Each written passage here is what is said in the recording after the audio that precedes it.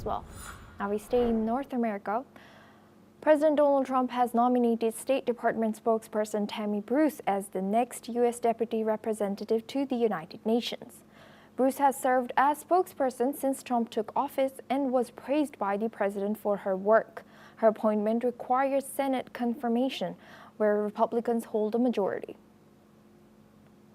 According to a source, Bruce has defended Trump's foreign policy on issues from immigration to the wars in Ukraine and Gaza. She says she will advance America First values on the global stage. Bruce will serve under Trump's pick for UN ambassador, former National Security Advisor Mike Waltz. Waltz's confirmation is still pending after he was ousted in May over a controversy linked to U.S. military strikes in Yemen. Now we go back to our guest discussion with Scott Faulkner. Thank you, Scott, for staying with us. Now, what's your reaction about this news that Tammy Bruce is going to be representing U.S. in global stage? Well, I've personally don't know her, but I've watched her for many years on Fox News. I mean, she's an incredibly articulate, knowledgeable, and very forceful and very effective communicator. And of course, when you look at United Nations ambassador, that's what you want. You want somebody who is going to get things on the record, someone who is going to say things in not only clear ways, but hopefully compelling ways to garner support in the international community for whatever is in the interest of the U.S., but also in the interest of general peace and well-being in the world.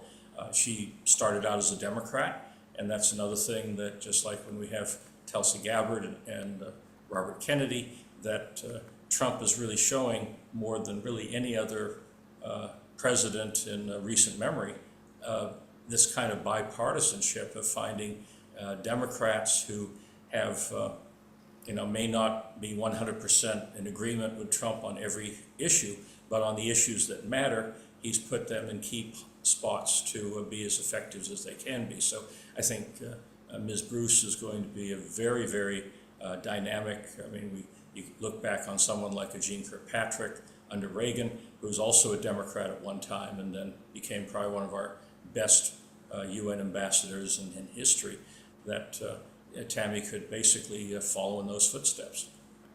And looking at this, how might her position influence U.S. relationships with allies who may have different views on global issues?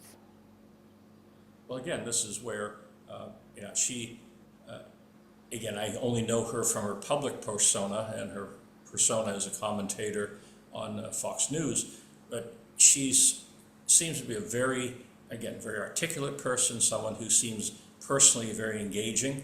And as with any diplomatic setting, you want somebody who not only gets along with others, but makes friends, builds alliances, deepens relationships, and hopefully presents cases in such a way where people who may be in disagreement at least cede our position on it and don't as forcefully attack us or oppose us, and those that might be on the fence might be swayed to come over to our side, because again, the issues that kind of garner front page headlines in the United Nations are war and peace issues and major crises and famines and natural disasters, but the work of the UN ranges far further afield than that, including non-controversial but still could be contentious issues such as fishing rights and law of the sea treaties and other things. So there's just a lot of things that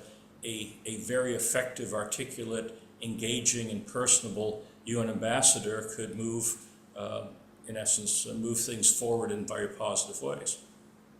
Yes. Thank you very much, Scott Faulkner, for joining us today and sharing